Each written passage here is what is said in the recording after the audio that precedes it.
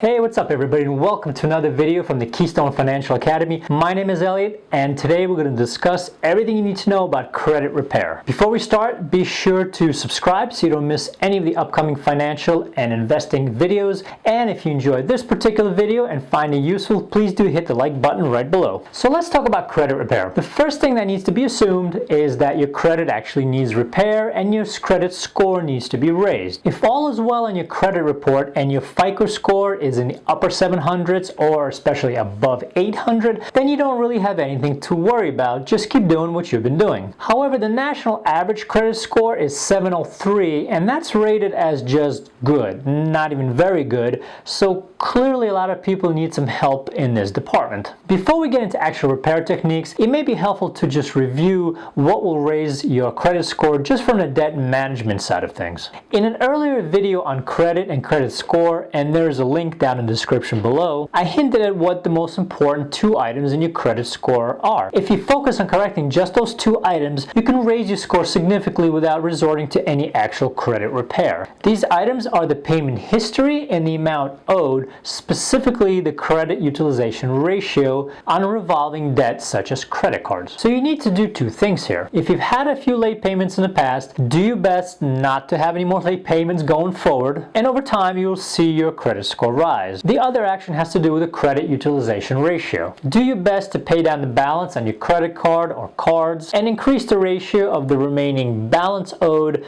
to the total credit limit to preferably below 30% or even less. This will have a dramatic effect on your score, even just going from month to month.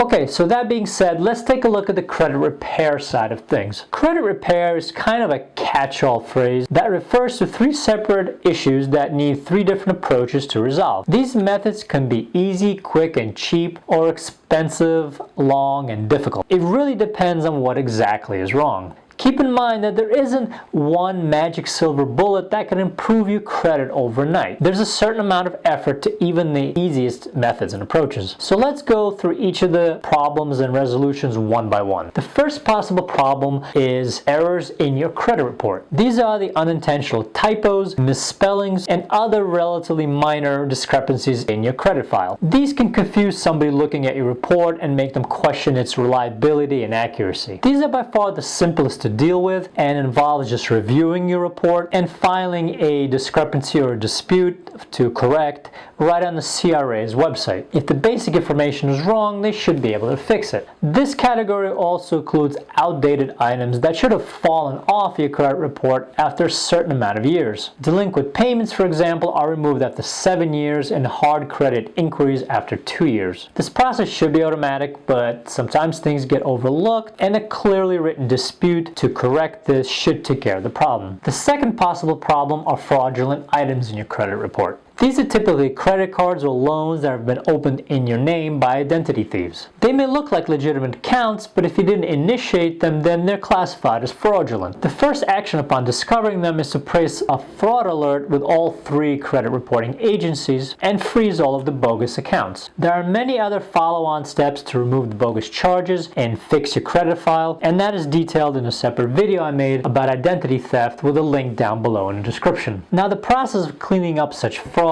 can be a long and frustrating one, especially for a large number of fraudulent accounts were opened, and may involve the CRAs, possible debt collectors, and additional agency depending on what exactly was compromised. There are a number of companies out there that specialize in identity theft protection and recovery. When it comes to protection, however, the basic actions that they take, such as credit monitoring and placing fraud alerts on your file, can really be done by you, so you don't really need to hire these companies just for that purpose. What can be valuable in cases of actual identity theft are recovery insurance policies they sell that can help pay to undo the damage caused. A few examples of these companies include LifeLock, Identity Force, ID Watchdog, and others. Now, I'm not in any way endorsing these companies, nor are they sponsoring me. I'm merely just letting you know that they're out there. The third and final problem that can affect your credit report and credit score are actual earned negative marks. In other words, the event in question, such as you being 60 days late on a car payment, actually happened, but of course you may be pretty unhappy about having it on your credit report. While some people will try to file disputes with the CRAs, there's little to no chance of removal if the item in question is substantiated. The key word here is substantiated. CRAs have extensive experience with consumers filing disputes concerning items that are in their credit report and that they're not happy about. And no, you probably aren't the first one to get this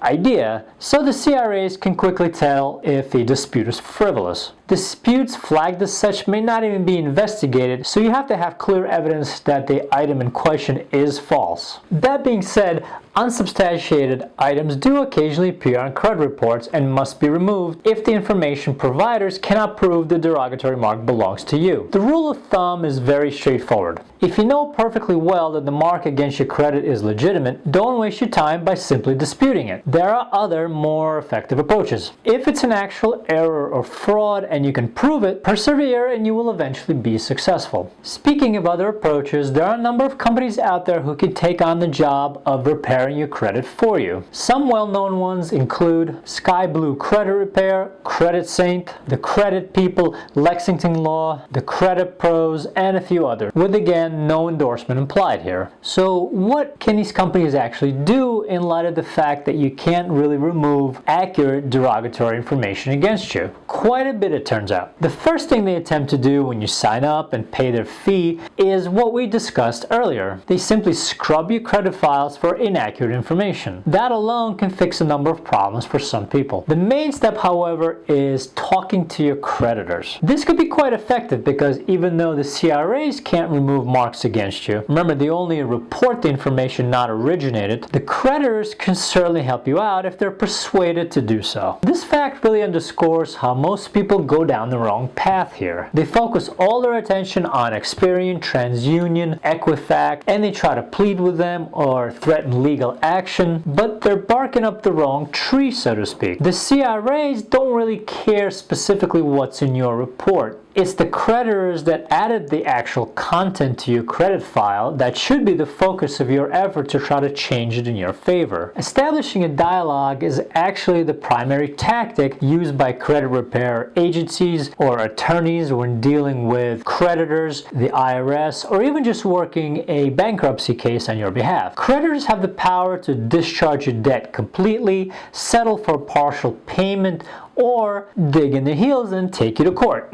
In most cases, taking you to court is not cost effective, and negotiating is the best tactic for everybody involved. Keep in mind, creditors are not required to remove any accurate negative information on your credit file, but may do so if reasonable payment criteria is met. Removing a bad mark against you may be part of a negotiated settlement, and that is really the secret of credit repair. Skillful negotiations with those who you owe money to. The creditors want to get some of their money paid back, and you want your credit improved, so there's plenty of room for a compromise. The outcome really depends on how much debt you owe, what your income is, and of course the skill of the negotiators. If a solution can be reached with your creditors, the credit repair companies will try to do so. Once the bad mark against you is removed, your credit should improve very quickly after that. Now, it's unlikely that credit repair companies will take on really complex cases with a lot of debt. For that, you really need a dedicated attorney, but they can certainly take on your general run-of-the-mill cases of credit card and other debt that the typical consumer has. Besides negotiating, credit repair companies can also file disputes on your behalf, request information validation, and even send cease and desist letters to debt collectors if appropriate. Alright, so those are the essential elements of credit repair. As always, be sure to subscribe to this channel so you don't miss any of the upcoming investing and financial videos.